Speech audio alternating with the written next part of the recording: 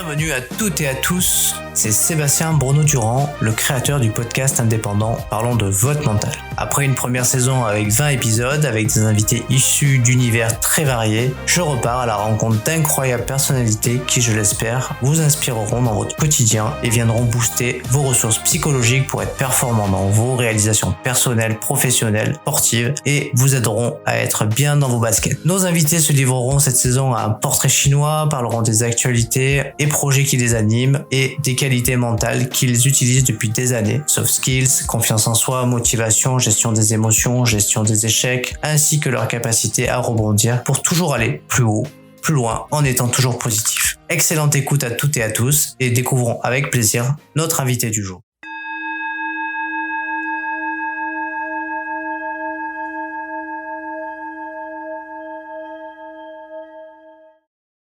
Bienvenue à toutes et à tous sur le podcast Parlons de votre mental. Et aujourd'hui, j'ai la chance de pouvoir me déplacer à Belleville et de rencontrer Caroline Millot, comme je l'avais indiqué sur LinkedIn.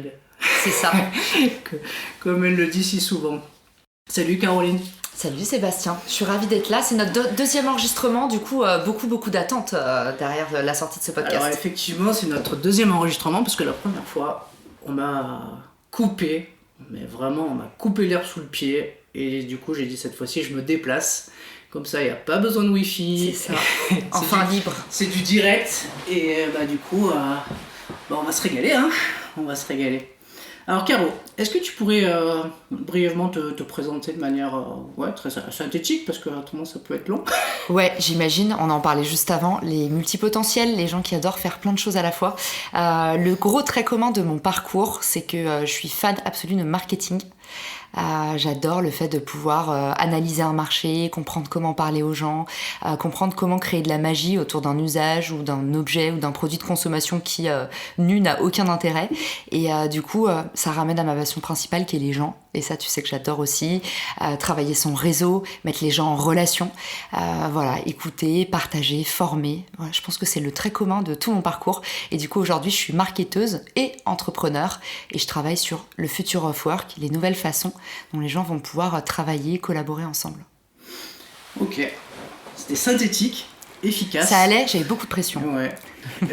Du coup, c'est vrai que tu fais beaucoup de choses. Alors du coup, moi j'ai pu te connaître grâce au podcast, grâce à ton super podcast qui permet vraiment de s'améliorer en écoutant direct, on va tester et tout, donc ça c'est génial.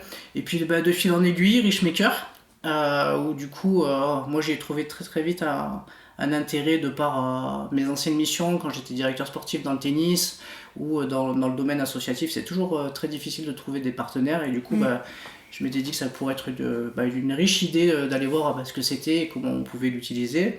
Et dernièrement Reefer, où du coup je suis tombé amoureux de Reefer parce que du coup depuis toujours j'adore faire du réseau et mettre les gens en relation et du coup c'est top. C'est fait pour toi. J'ai tout croisé et puis finalement on est là. Alors du coup on est là aussi pour parler de ton mental. Il y a tellement de notes, là vous voyez pas, mais en fait il a 3 carnets ouverts et je me dis oh là là, qu'est-ce qui va se passer pendant cette interview ? Alors déjà on va commencer par ton portrait chinois. Ouais. Et dans ce portrait chinois, l'idée c'est une question toute simple. C'est notre tour de chauffe, tu sais, quand on fait du sport, souvent il faut s'échauffer. Et du coup, après, on rentre plus facilement dans la compète. Allez, c'est parti. Alors, du coup, le portrait chinois, une question et une justification de ta réponse pour nous expliquer. Alors, si tu devais choisir une couleur, laquelle choisirais-tu et pourquoi ? Une couleur... On est d'accord qu'on peut pas dire le noir. Si, tu peux dire le noir. Ah, parce que tu sais, il y a plein de gens qui disent le noir, c'est pas une couleur. Le noir et le blanc, c'est pas une couleur. Je pense que je dirais le noir ou sinon écru. C'est des couleurs que je porte, c'est des couleurs qui vont avec tout. Tu vois, c'est marrant, tu commences un peu à faire ton analyse. Et je trouve, j'aime beaucoup le noir. C'est très enveloppant, c'est très sécurisant. Voilà, j'aime aussi la nuit, tu vois, ça va avec. Bon, ça me va très bien, le noir. Ça peut être triste, mais en fait, ça dépend ce que tu mets derrière. C'est vrai. Mais bon, c'est vrai que moi, ça m'arrive d'en porter, mais du coup, je trouve pas ça forcément triste, en fait. Moi non plus, tu vois. Et après, c'est toujours pareil, en fait. On nous a inculqué que le noir, c'était pour les choses tristes. Exactement. Mais bon, après, on n'est pas obligé de se conformer à tout. Un livre. Si tu devais, du coup, choisir un livre, mais un seul, hein, ouais. qui t'a marqué, et on va dire, Caroline Millot, elle en a marre, elle plaque tout, elle part sur une île déserte, et elle prend un seul livre pour occuper ses journées, lequel elle prend? Je pense que je prendrais Renaissance mythologique de Thomas Jamet, qui est malheureusement un livre qui n'est pas trouvable dans le commerce. Donc voilà, je suis désolée pour ceux qui voudraient se le procurer, mais je vais vous raconter ce dont il parle. C'est un sociologue qui raconte qu'en fait, tout ce qu'on vit, c'est une résurgence des mythes de la beauté, des mythes de l'être ensemble, la jeunesse éternelle, la connectivité entre les individus. Et en fait, je le trouve, ce livre, il m'a vachement marqué. Et je pense qu'au quotidien, dans tout ce que je vis, j'observe maintenant beaucoup de résurgence justement de mythes. Je me dis, en fait, on n'a rien inventé. Et ça m'aide beaucoup à la fois dans mon travail et dans ma vie perso. Ok. Il parle des chaussures perdues dans le mythe ou... Non, mais pour ceux qui connaissent Roland Barthes, c'est un peu le même genre, c'est-à-dire que c'est des sémiologues, des sociologues qui disent, mais finalement des phénomènes comme ça qui nous arrivent dans la vie, c'est que des résurgences de choses qui sont déjà passées dans le passé, et à partir du moment où tu craques ce truc-là, tu trouves beaucoup de réponses et tu vas un petit peu moins dans l'ombre. Ok. Si tu devais choisir un objet, lequel choisirais-tu? Si je devais choisir un objet... clairement mon smartphone. Je suis une vraie geek, j'adore mes applications, c'est pour ça d'ailleurs que je travaille dans la tech. Et puis c'est ma fenêtre vers les autres aussi. Moi, tu vois, je travaille toute seule. Et du coup, si j'ai pas mon téléphone, j'ai pas de lien avec le monde extérieur, pratiquement. Ok. Après, c'est devenu presque... Il y a une étude là qui montrait que toujours le téléphone c'est devenu dans les indispensables des gens, quoi. Il y a une liste en tout cas de choses qu'on a dans la vie et le téléphone, ça fait partie maintenant des indispensables. Le prolongement de nous-mêmes, ouais. C'est pas bien, mais... Est-ce que Caroline Millot fait du sport? Ouais, je fais énormément de sport, j'adore. Tu parlais de Richmaker, qui est la première boîte que j'ai lancée. Quand, en fait, je me suis retrouvée sur le carreau un peu du jour au lendemain. J'avais travaillé pendant 8 ans aux US en marketing. Et j'aimais beaucoup ça. Et en fait, j'ai eu une grosse déception professionnelle. Et à ce moment-là, je me suis dit, mais en fait, je me suis complètement remis en question. Et j'ai tellement travaillé à New York, j'ai toujours été un bon soldat, je travaillais énormément. Et il y a un moment où je me suis dit, mais en fait, tu sais, t'arrives à 21 ans à New York, tu veux faire tes preuves. Et en fait, tu commences à faire du marketing, ça marche bien. Et en fait, à la fin, j'avais perdu peut-être un peu le sens de ce que je faisais. Et le moment où je me suis pris une grosse gifle, je me suis dit, mais qu'est-ce que je voudrais faire autre que faire du marketing. Et j'ai failli me reconvertir et devenir prof de pilates, parce que j'adore le sport, et je pourrais faire, honnêtement, si je m'écoutais, je pourrais faire du sport toute la journée. Quand j'arrive dans une salle de sport, c'est un peu un temple pour moi. J'adore l'ambiance des salles de sport, l'énergie qu'il y a, c'est un peu la même énergie que dans les églises, tu sais, je sens beaucoup de choses qui se passent, et des environnements qui vibrent, ou des salles de concert, tu vois. Mais voilà, donc moi j'adore le sport, pilates à fond, j'ai un peu relâché maintenant. Je fais beaucoup de vélo, du indoor cycling, donc du vélo un peu énervé. Je fais des bootcamps, donc mélange training à haute intensité et renforcement musculaire. Qu'est-ce que je fais d'autre? Je fais un peu de yoga de temps en temps. Je cours quand il fait beau, au but de Chaumont à côté d'ici. Voilà, je fais du vélib. Je suis hyper sportive, j'adore bouger. Bon voilà, c'est une question que je me posais depuis longtemps. Est-ce que Caroline Millot était sportive? Indispensable. À ma santé mentale. Ok. Le moment de la journée que tu préfères? La nuit.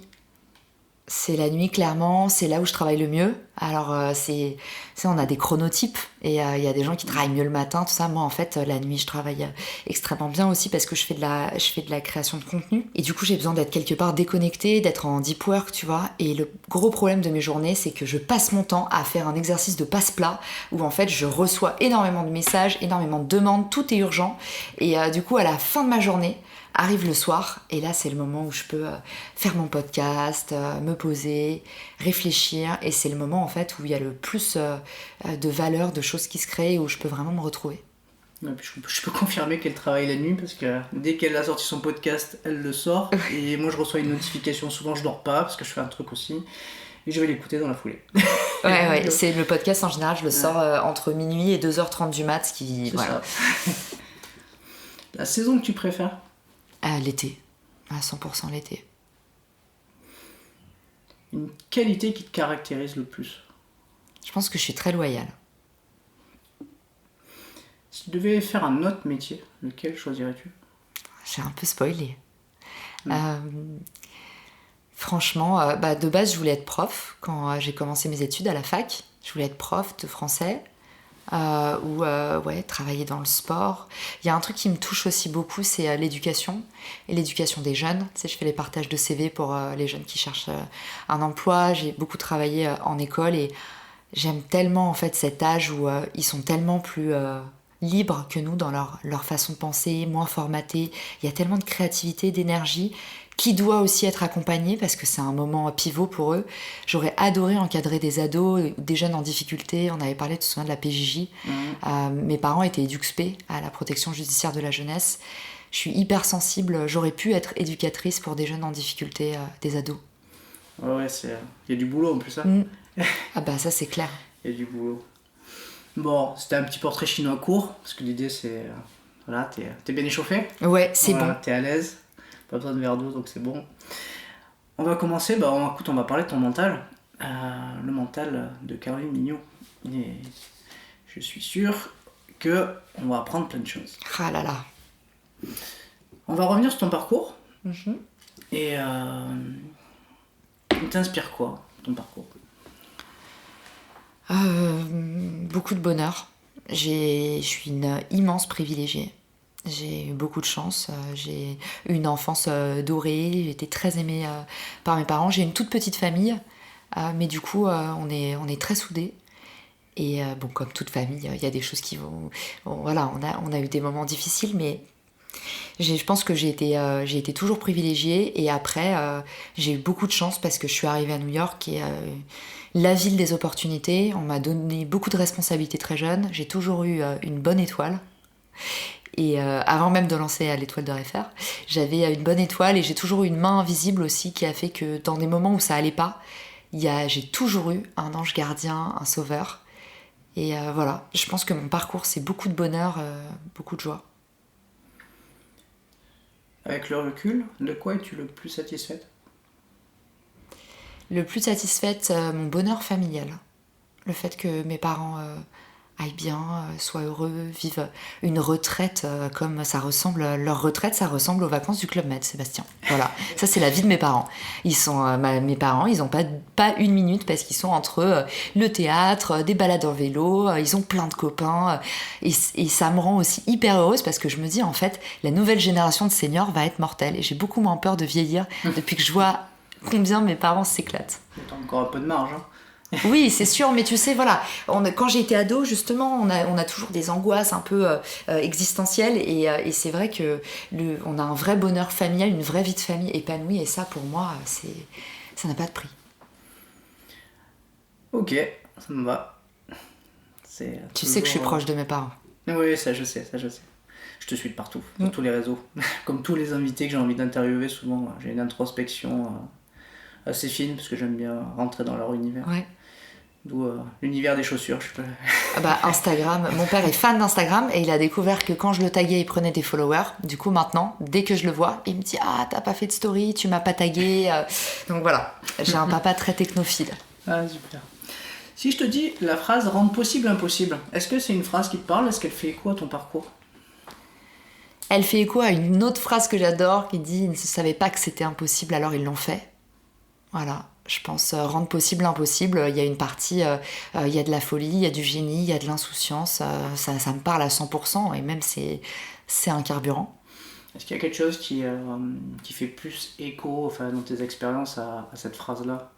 Quelque chose qui vraiment tu pensais pas y arriver et finalement par le fait de peut-être d'y croire, de te projeter, de faire, comme tu dis, toi il faut faire, t'y es arrivé finalement. Clairement, tout mon séjour à New York, en fait je suis partie, mon séjour de 8 ans, je suis partie à New York parce que j'étais hyper mauvaise en anglais. En fait j'étais hôtesse à l'Opéra de Paris pendant toutes mes études et quand j'arrive enfin toutes mes études pendant mes 3 premières années de fac. Et quand j'arrive au CELSA, école de com, sciences humaines, en fait à ce moment-là je suis hyper mauvaise en anglais et j'ai un retard irrattrapable, Sébastien. Je suis la dernière du groupe D, tu vois, genre, la dernière, c'est première en partant du bas. Et en fait, ça concerne beaucoup mes profs, enfin, ça les inquiète, parce que j'étais hyper bonne élève, mais en anglais, tu vois, 4 ans sans pratiquer, j'étais nulle, quoi. 3 ans sans pratiquer, j'étais hyper nulle, et le niveau était très élevé, et du coup, on m'a dit, pars aux États-Unis. Et en fait, non seulement j'ai trouvé un stage à New York, qui était la ville qui faisait rêver tous les premiers du groupe A, et en plus, j'ai réussi à avoir à chaque fois des visas. Et en fait, c'est devenu une blague. Mes potes me disaient, mais t'es un gag, c'est pas possible que t'es la pire de la Terre en anglais. Comment tu fais pour décrocher J'ai pas décroché un stage, en fait, j'ai décroché un job. Là-bas, en fait, c'était censé être mon stage de fin d'études et j'ai réussi à les convaincre d'ouvrir un poste. Donc, je suis restée 2 ans chez Volvic. Et après, en fait, à chaque fois, je me faisais repêcher. Et c'est très difficile de renouveler ses visas à New York. Donc, il y a beaucoup de gens qui réussissaient pas à rester en ayant beaucoup plus de talent que moi, beaucoup plus de capacité. Et ça, c'est, je pense, c'est le truc où j'ai rendu possible l'impossible. C'est rester 8 ans à New York en ayant de base été la plus mauvaise des plus mauvaises. Bon, bah, moi je crois que en fait, après je rebondis là-dessus parce que souvent en fait, c'est un mot qui me, tu sais, c'est comme les chats. Je trouve qu'il y a personne n'est mauvais en fait. Oui, c'est sûr. À l'école, malheureusement, on nous dit qu'on est mauvais. En fait, enfin, c'est pas mon positionnement. Je pense qu'on parcourt tous à un niveau qui peut être pas forcément le même, mais que par le travail, on peut aller bien plus haut. Et je l'ai vu vraiment en tout cas dans mon expérience du tennis, j'ai vu des jeunes très doués à qui on promettait un super parcours. Et finalement, c'est pas ceux-là qui sont arrivés, c'est d'autres qui étaient beaucoup plus travailleurs, qui partaient de plus loin mais qui avaient été peut-être plus déterminés et puis qui avaient plus conscience finalement des lacunes qu'ils avaient et qui les ont travaillées et qui sont finalement arrivés qui ont réussi en fait, contrairement aux autres qui finalement se sont un petit peu perdus dans leur talent et se sont contentés juste de s'appuyer dessus, quoi. La courbe d'apprentissage. Donc, je pense que je pense qu'il y a des similitudes un peu de partout, que ce soit à l'école, que ce soit dans le sport, que ce soit peut-être dans l'entrepreneuriat aussi. Je pense qu'à un moment donné, on part avec ce qu'on est et puis je pense qu'on peut aller très haut si on en a vraiment envie et qu'on est déterminé à y aller, quoi. Et dernier point, si on s'entoure très bien des bonnes personnes. On va remplacer, les mots sont des fenêtres, donc on va remplacer mauvais par en bas de classement. Et voilà, personne n'est mauvais. Tout le monde est en progression constante. Alors on parle de mental, hein. Le mental, si tu devais le définir, ce mot, tu poserais quoi toi comme définition? Pas celle du Larousse, hein. Celle du Larousse, je l'ai même pas. J'étais en train de me dire, mince, le mental, je pense que c'est quelque chose qui nous conditionne. Pour moi, le mental, ça fait référence au mindset, la façon dont on peut en fait se conditionner pour vivre des bonnes ou des mauvaises choses. Et ça, je trouve que c'est intéressant comme question. Pour moi, le mental, c'est ça. C'est ce qui nous conditionne, qui conditionne en fait notre rapport aux autres, aux choses, ce qu'on vit, et même parfois notre vie physique, tu vois, le psychosomatique par exemple. C'est dingue, c'est qu'on est capable de se conditionner à ressentir quelque chose de physique qui n'existe que dans notre tête. Bon, maintenant que tu as défini le mot mental, avoir un bon mental, selon toi, dans l'entrepreneuriat, c'est quoi? Avoir un bon mental dans l'entrepreneuriat, je pense que c'est résister, avoir la capacité de persévérer. Je pense que c'est une question, ça va te plaire ce mot, c'est très lié à ton univers à toi, d'endurance. Okay. Je pense que c'est ça, un bon mental. C'est quelque chose qui te permet en fait de tenir sur la durée et de développer, tu vois, ce qu'on appelle l'antifragilité, c'est-à-dire non seulement rebondir quand il y a des échecs, mais aussi te relever plus fort et plus souple et plus agile. Après, bon, souvent je dis que l'échec n'existe pas. Il n'y a que des expériences sur lesquelles on s'appuie pour progresser. Voilà, des apprentissages. Les nuls, ça n'existe pas. Les mauvais, ça n'existe pas. Les échecs, c'est des expériences. Alors, en fait, les mots sont puissants, mais souvent... Et puis je trouve qu'on est dans une société où on en parle beaucoup, des échecs. Et je trouve que c'est dommage, parce que finalement, si on avait une autre manière d'apprendre les choses, peut-être que les gens oseraient plus. Et ils n'auraient pas peur comme on dit, de l'échec, de se planter. Ils oseraient, ils se diraient, c'est une expérience, au pire je me plante et au pire je progresse, quoi. Mais très souvent, finalement, voilà, de voir un peu les choses différemment, peut-être même dès l'école, ça serait pas mal. Comme la gestion des émotions à l'école, moi je pense que c'est quelque chose qui est important de prendre en considération. Alors, on continue sur ton mental. Alors, qu'est-ce que tu mets en place, toi, dans ton quotidien pour te préparer mentalement? Alors, je sais pas, peut-être à des podcasts comme aujourd'hui, ou intervenir dans des conférences. Comment tu t'y prends? Franchement, la réponse va un peu te décevoir parce que je pense que là-dessus, moi j'ai des grosses lacunes justement. En général, je me prépare assez peu. Et tu vois, j'ai un peu un côté tête brûlée. Alors, ce que je prépare, c'est le contenu. Donc, ce que je vais dire, je présente jamais des choses si je suis pas à l'aise avec. Tout simplement parce que moi, je suis tellement spontanée que le moment où je suis pas dans ma zone de confort, ça se voit tout de suite. Et du coup, tu vois, je peux pas... je fais pas partie des rockstars qui arrivent sur scène et au final, tu leur donnes un thème à la foulée et ils savent s'en sortir. Moi, j'ai jamais été comme ça, pas une bête de scène. La façon dont je me prépare, c'est vraiment le contenu. Et en fait, le contenu va faire que quand j'arrive au moment de mon podcast, au moment de ma conférence, en fait, j'ai un truc à partager. Et du coup, j'ai confiance en moi parce que je sais que ça tient la route, je m'appuie sur de la data.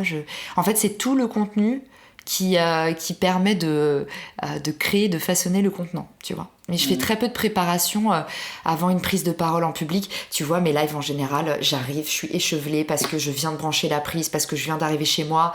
Et je pense que je pourrais faire mieux, d'ailleurs, là-dessus. On a fait un podcast sur la prise de parole en public. On partageait plein d'astuces, des astuces que je connais aussi. Mais encore une fois, je pense qu'il faut s'écouter et qu'il n'y a pas de recette toute faite. Moi, je pense que le fait d'être aussi dans une énergie de « je viens de faire quelque chose », si j'ai pas de stress, faut pas traiter un truc que t'as pas, tu vois. Et du coup, je me prépare très peu, okay. Vraiment. Après, voilà, je rebondis sur le stress, mais le stress, ça peut être quelque chose de positif. Hein. Ouais. Il y a beaucoup de connotations négatives sur le stress, mais le stress, depuis la nuit des temps, on en a besoin, hein, ne serait-ce que pour déterminer un danger. Bien sûr. Et du coup, c'est quelque chose d'utile et parfois, il faut pas le combattre, en fait. Il faut juste l'écouter pour savoir ce qui est bon à faire pour soi. C'est clair. C'était une petite parenthèse. Oui, mais tu as tout à fait raison. D'ailleurs, s'il y a du stress, c'est qu'il y a de l'enjeu. Et on a de la chance dans notre vie quand on a de l'enjeu. Bah oui. C'est un problème de riche. En tout cas, tu m'as dit que tu te prépares pas, mais tu te prépares. Parce que finalement, en ayant des bases solides de contenu, finalement, tu y vas, tu y vas à la Caroline Mignot, tu t'es brûlée, mais tu as le fond de ce que tu vas transmettre. Donc, t'es prête, quoi. Ouais, mais la façon dont je me prépare, en fait, je pense que faites aussi des choses avec lesquelles vous êtes 100% à l'aise. Et tu vois, typiquement sur Clubhouse, on a des questions, on fait de l'audit en live. Donc les gens viennent, il n'y a pas de préparation, ils posent des questions sur n'importe quoi. Et du coup, le fait d'être en direct comme ça, moi, si je sais pas, je vais dire je sais pas. Mais tu vois, il n'y a pas de tour de claquette, moi je sais pas faire ça. Et par contre, si je traite un sujet, je ne vais pas stresser parce que je suis sûre de moi et justement je me suis préparée, mais j'ai préparé le contenu et après le contenant ça glisse. Et ouais, Clubhouse. Tu sais que t'es ma marraine sur Clubhouse. Ah bon? C'est toi qui m'as parrainé. J'en suis très fière. On se connaissait pas du tout. C'est bien fait. Sur LinkedIn, non, hein. J'avais dû... je sais pas. Il me semble que j'avais fait plusieurs. Une invitation, Clubhouse, je suis allé voir, machin, bidule, et puis du coup, de fil en aiguille, là je suis en train de travailler quelque chose. Alors ça prend un peu de temps parce que souvent, quand on a plein de choses sur le feu, mais l'idée ça serait de faire un peu comme tu l'as fait pour le marketing, mais faire quelque chose de très ouvert pour tout ce qui est parlant de votre mental, mais finalement inviter des gens à venir poser leurs questions et puis échanger librement pour pouvoir les aider, en tout cas via Clubhouse. C'est une géniale idée et tu pourrais en plus, maintenant tu peux sauvegarder les replays et tu pourrais du coup en faire un podcast ou tu pourrais le faire en live, il y a plein de formats comme ça. Voilà. Trop bien. Bientôt. Tu t'es engagé maintenant dans le podcast. J'espère que tu couperas pas cette partie. Non, je coupe pas. Alors, est-ce que pour toi, l'enthousiasme est essentiel pour le mental ?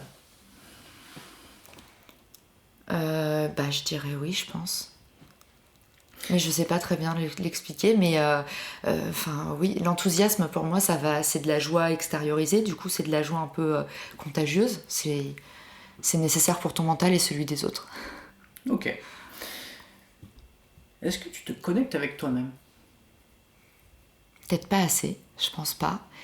Tu vois, j'adore la méditation et je trouve ça hyper utile. Il y a des formats de 5 minutes, pas d'excuses, j'arrive à pas être très régulière là-dessus. Donc je fais une petite bise à Francky de Francky Méditation s'il m'écoute.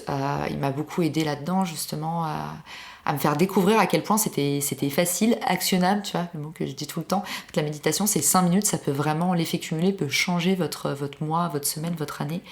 Je pense que je le fais pas avec assez de régularité, mais j'y crois à fond.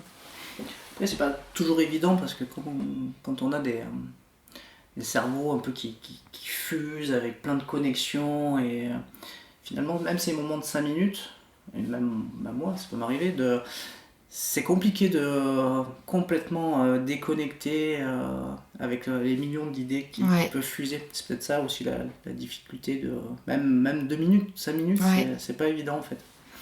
C'est pas évident. L'équation, moi, c'est que je me dis toujours, en fait, c'est du temps où je pourrais faire quelque chose. Et moi, je suis un peu hyperactive, donc j'ai toujours du mal à me dire, je suis pas en train de faire. Et du coup, quand je me dis 5 minutes de méditation, c'est le temps de répondre à quelqu'un qui m'a posé une question, c'est le temps d'envoyer un email, c'est le temps de finir de faire ma vaisselle, c'est le temps, tu vois. Et moi, c'est vraiment ça le piège. Mais ouais, mais je comprends totalement. On va parler un peu de ta confiance. Alors, est-ce que globalement, tu as confiance en toi? Déjà d'une, ou la confiance c'est quelque chose que tu as acquis avec le temps? Je pense que ça dépend des domaines. Je pense que j'ai confiance en moi dans les domaines où j'ai eu des résultats et j'ai pas confiance en moi dans des domaines dans lesquels je débute. Mais globalement, il y a un truc qui m'aide beaucoup, c'est que j'accepte à fond mon imperfection. Donc là, j'accepte, tu vois, que de pas avoir regardé les questions avant, d'avoir les cheveux humides parce que je sors de la douche. Et en fait, c'est pareil dans la stratégie de contenu. Parfois, je commence un live et je suis un peu... Il n'y a pas tout qui va bien, mais j'accepte ce truc-là. Et je pense qu'à partir de là, tu gagnes énormément en sérénité. Voilà, je pense que j'ai répondu à la fois globalement et spécifiquement à ta question. Oui, puis après, tout à l'heure, on a parlé de l'anglais. Ouais. Peut-être que l'anglais, du coup, t'as pris confiance avec le temps. J'ai toujours... Alors, tu vois, un exemple tout bête, on parlait de Clubhouse. J'ai eu la possibilité d'interviewer le fondateur de Clubhouse, Paul Davidson. Et en fait, on m'a demandé une interview en anglais. Moi, j'ai quand même un accent français à couper au couteau. J'ai pas pratiqué depuis 2 ans. Les langues, ça se perd très vite.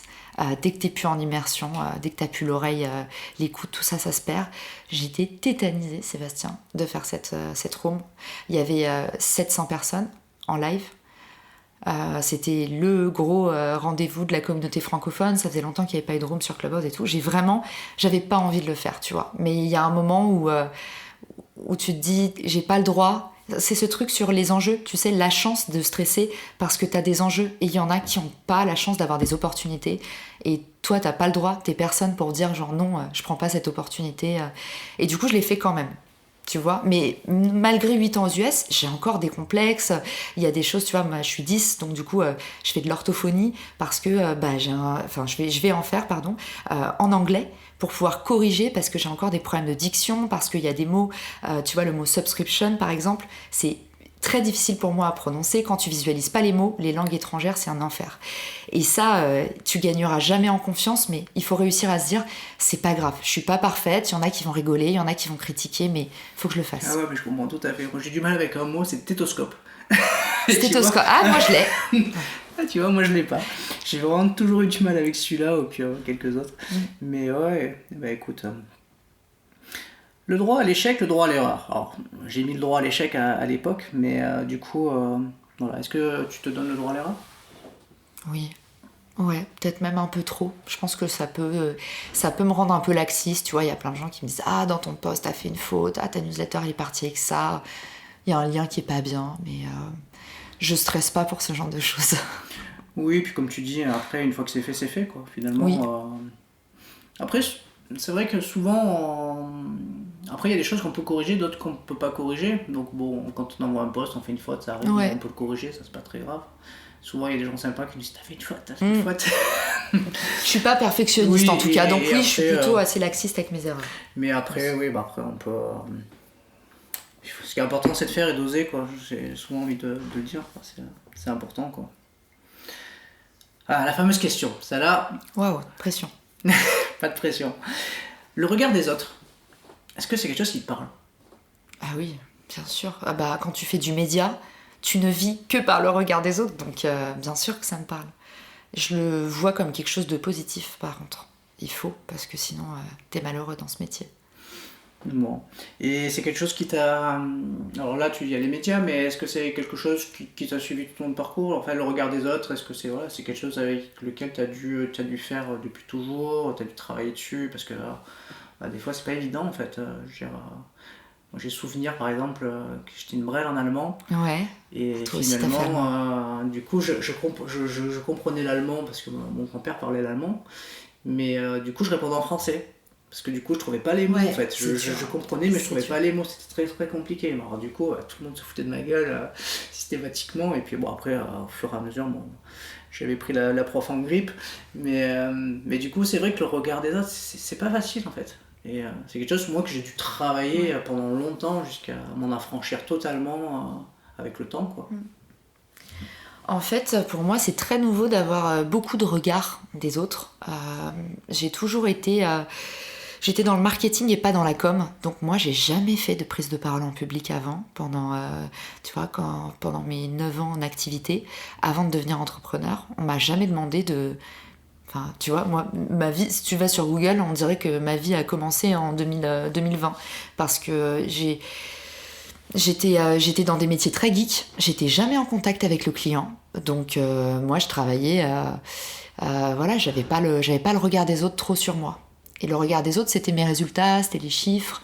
Et en fait, quand je suis devenue entrepreneur, il a fallu que je sois médiatisable, donc il a fallu que je prenne la parole sur les podcasts, il a fallu que, avant d'avoir le mien, maintenant c'est plus facile, mais il a fallu que je fasse mes premiers podcasts, il a fallu que je fasse mes premiers lives, j'ai animé des tables rondes, j'ai participé pardon, à des tables rondes, pas animées, mais c'est arrivé tout d'un coup. Et je pense que ce qui m'a aidée, encore une fois, c'est que j'ai pas eu le choix. C'est-à-dire que j'avais pas envie de le faire. J'étais vraiment pas bonne là-dedans. Mais je me suis dit, au bout d'un moment, voilà, c'est des problèmes de riches, là, faut y aller. Et s'il y a quelqu'un qui me contacte, un journaliste, parce qu'il veut faire 9 photos de moi, un article et une prise de parole en public, bah, d'accord, on le fait. Ouais, mais finalement, c'est en faisant. Hein. Exactement. Pas de. Mais c'est très neuf. C'est très neuf pour moi, les réseaux sociaux, tout ça. Moi, j'ai jamais été dans ces trucs-là.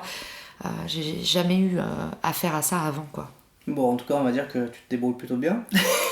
C'est gentil, mais crois-moi, c'est vrai que c'est arrivé d'un coup. Et ça fait naître plein de belles choses. Et aussi, ça fait naître plein de nouveaux problèmes que t'avais pas. Le rapport à ton image. Quand les gens te disent ah, t'as l'air fatigué, tu te dis ah mince, j'ai l'air fatigué. Enfin, tu vois. C'est vrai qu'avant, moi, je me checkais dans le miroir le matin avant d'aller au travail et le soir en me démaquillant.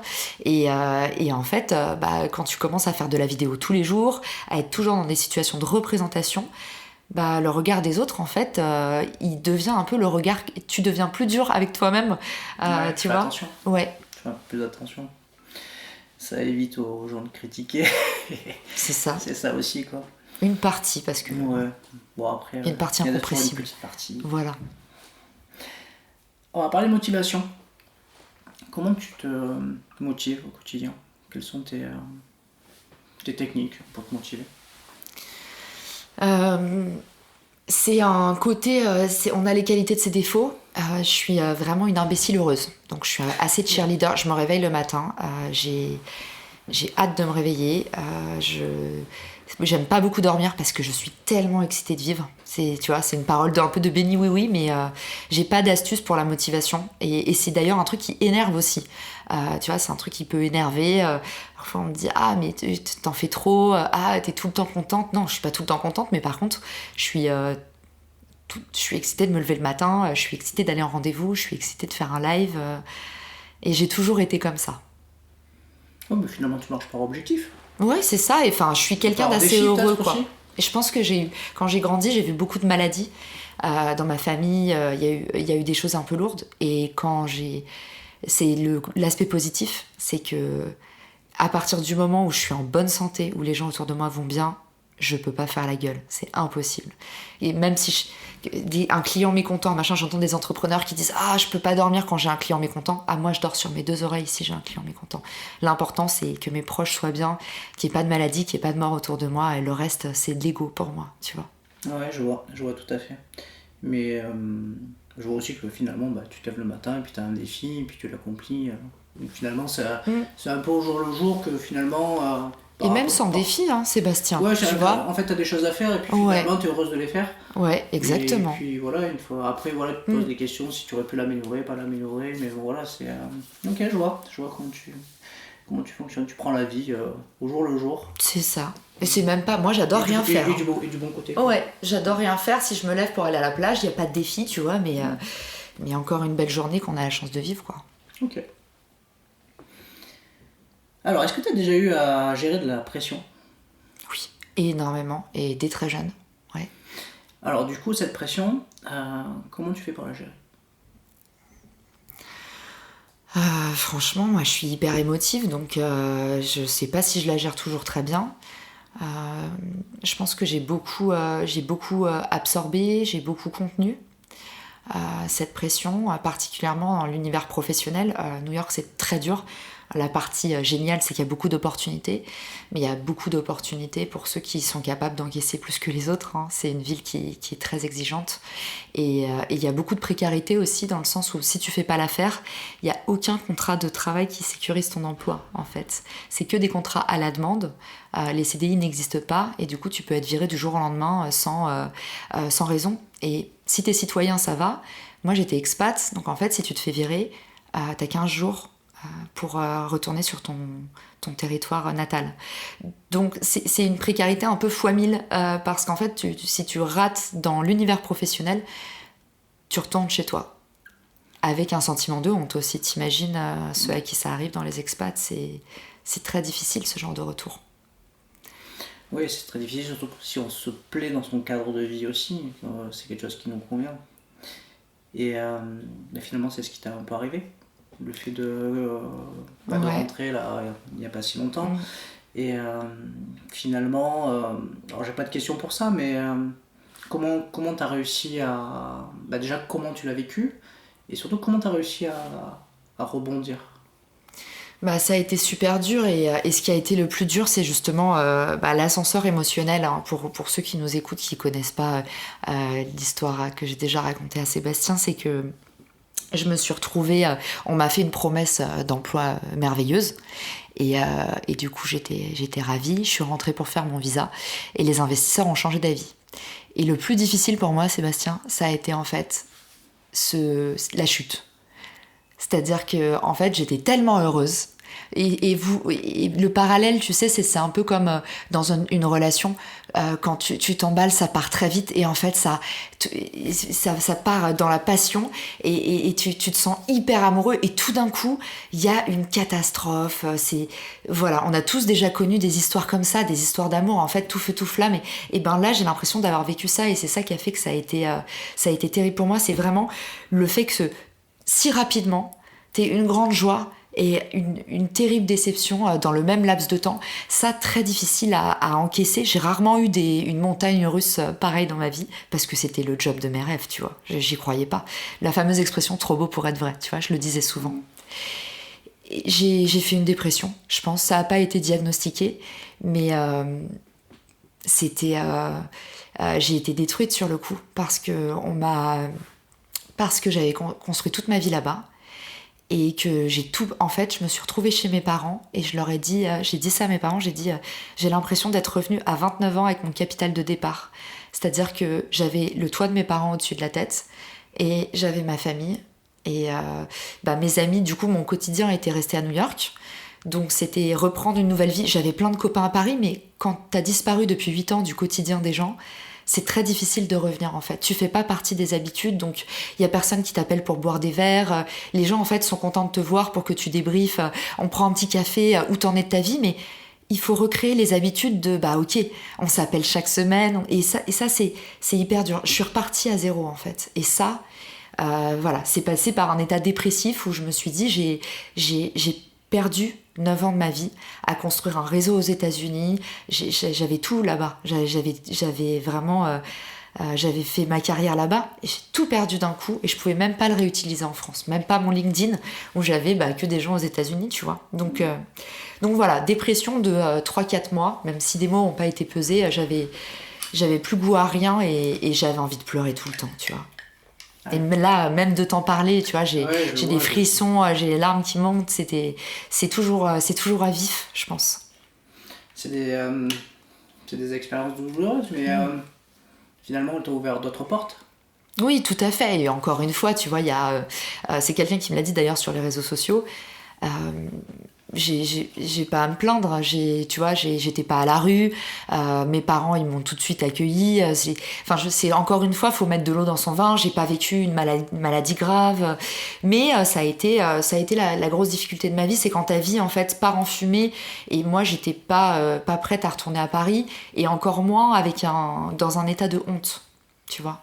Ouais, je vois, tout à fait.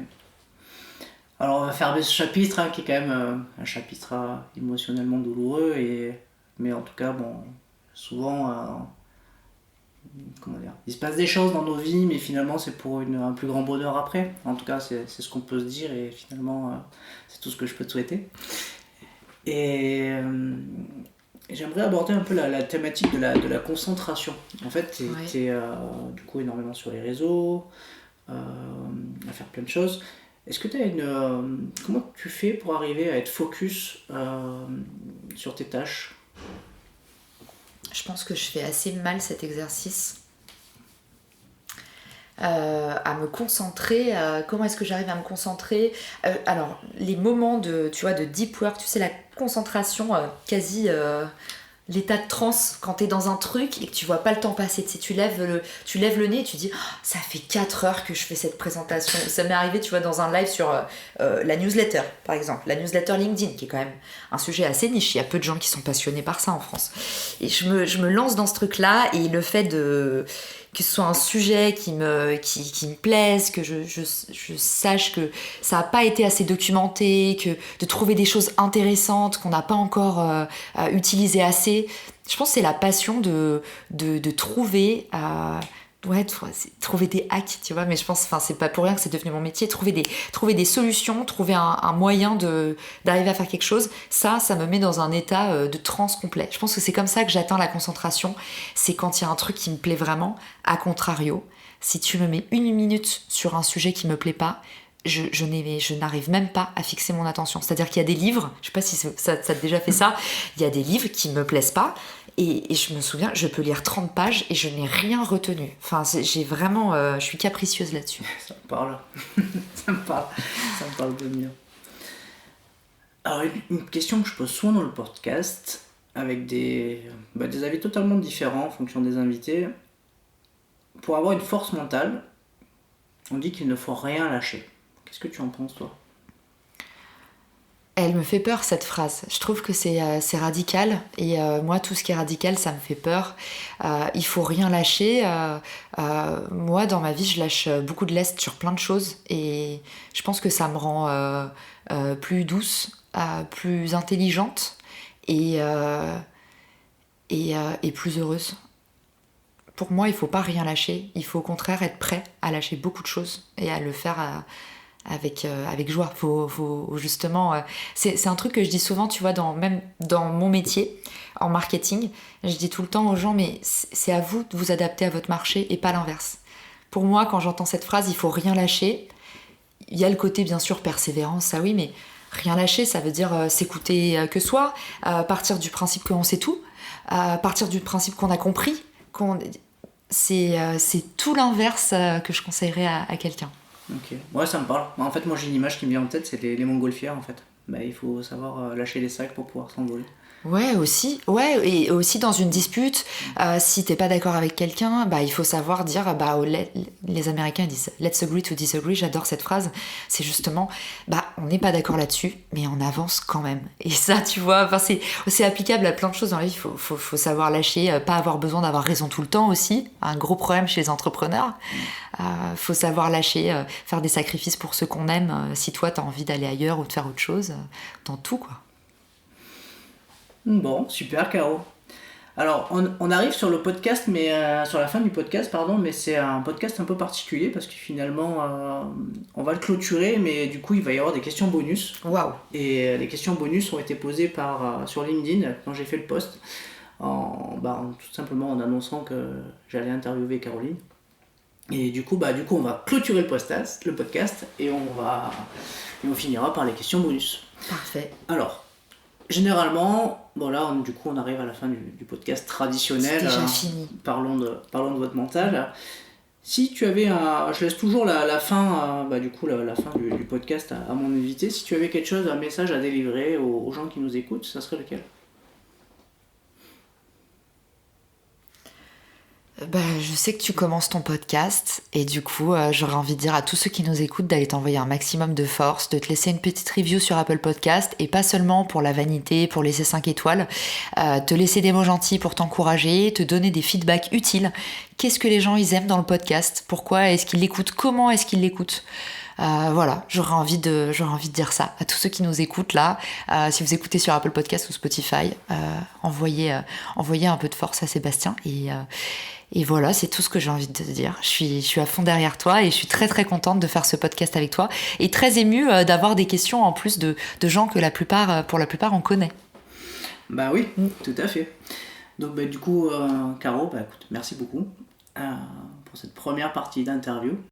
Et du coup, en tout cas, je te souhaite plein de bonnes choses, quelles que soient les entreprises que tu crées, en tout cas les synergies que tu crées. Voilà, plein de bonnes choses. Merci. Si t'es arrivé jusque-là, c'est que cet épisode t'a certainement plu. Alors, merci d'abord pour ton écoute et ta fidélité. Et pour te remercier, je t'offre un cadeau. 30 minutes de coaching avec moi pour t'aider sur le sujet que tu souhaites. Pour obtenir ton cadeau, laisse un avis et un commentaire sur Apple Podcast via iTunes et fais une copie d'écran, tu me l'envoies, je te la partage dans la foulée sur mes réseaux sociaux et je te contacte également pour que tu me parles de ton mental. Bye bye à toutes et à tous, on se retrouve très prochainement pour un prochain épisode.